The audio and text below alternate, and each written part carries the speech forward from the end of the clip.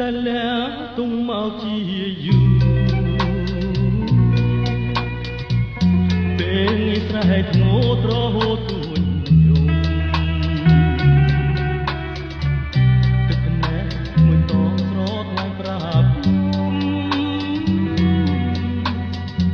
ថាខ្ញុំជាតិនេះមានកម្មស្នេហាមិនគួរផ្លាស់ចិនផ្លាស់អិនប្រណីមិនគួរចិនស្រីខ្វះក្តីមេត្តាចិត្តលោកចិត្តមានលួចញៀនសងសានេះឬដែលថាស្នេហាแท้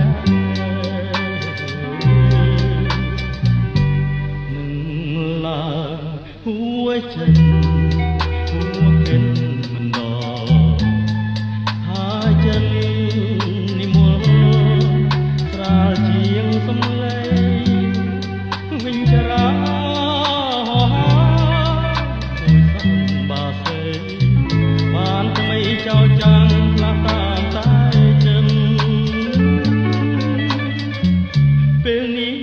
ជាពេលដែលខ្ញុំត្រូវយំ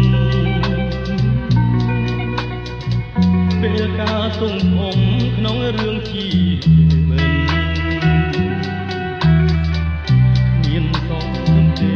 ថាបានស្នេហ៍ហើយទ្រាំជាប់ចិនតាមកាវាស្នា